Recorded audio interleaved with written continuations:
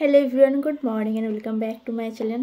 So guys, আজকে যাচ্ছি college হচ্ছে আমার জয়পুর, ওখানে। তো এখন মাখবো আমি সানস্ক্রিন প্রথমেই, কারণ বাইরে খুবই রোদ হবে যেহেতু, তাই প্রথমেই আমি সানস্ক্রিন লাগিয়ে নিই। সো গাইস, আমি ঝটপট রেডি হয়ে নিই, আর আপনারা আমার পুরো ব্লগটা দেখতে থাকুন। আজকের ব্লগটা অসাধারণ হতে চলেছে। আর যদি ভালো লাগে প্লিজ লাইক করে দেবেন। আর নতুন বন্ধুরা যারা আমার চ্যানেলে প্রথম এসেছো, প্লিজ তোমরা আমার চ্যানেলটা সাবস্ক্রাইব করে রাখো পরবর্তী আরও ভিডিওগুলো দেখার জন্য।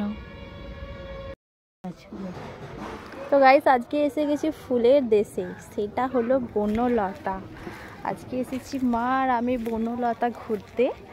তো একটা বিশেষ কাজেই এসেছি, যদিও সেটা নাই পরে বলি। আমি আর মা এই যে দাঁড়িয়ে রয়েছি, আর বাইরে দেখো মিষ্টি হচ্ছে,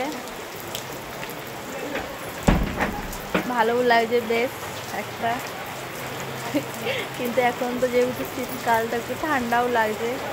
আর আমি বলতে গেলে শাড়ি পরে এসেছি আজকে, তো কিছু নিচ্ছিলামও না। মা বললো যে একটা চাদর নিয়ে নে, কারণ শীতকাল যেতে তো একটু ঠান্ডা লাগে, তার জন্য ভাগ্যিস মায়ের কথা শুনেছিলাম।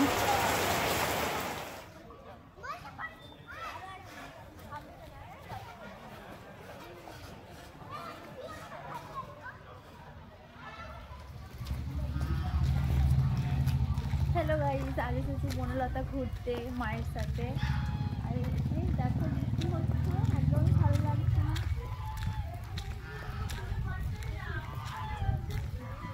ঘুরিলে চলেই যায়। দেখো কত রাজহাঁস, দেখো রাজহাঁসের গলাটা কত বড়। হ্যাঁ, রাজহাঁসের ডিমও অনেক বড় বড় হয় বলো।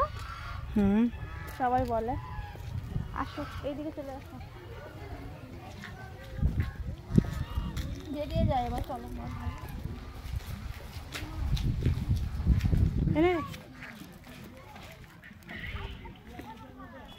দেখো গাইস, কত ইনু পাচ্ছি এখানে।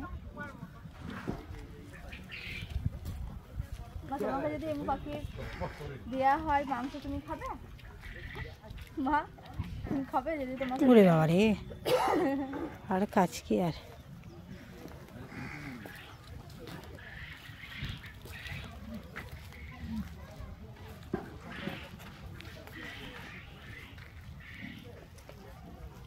হ্যালো গাইস, তো আমরা খুব সুন্দর এখানে এখন ঘুরছি।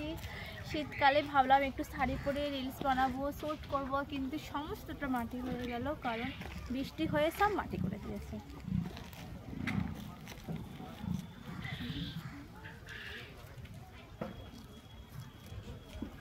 এখানে মুরগি আছে, চীনা মুরগি। আসো,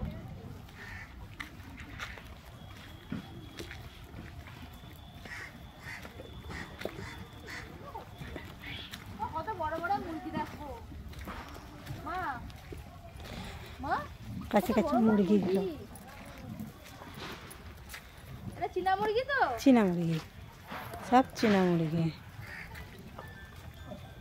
চলে আসো।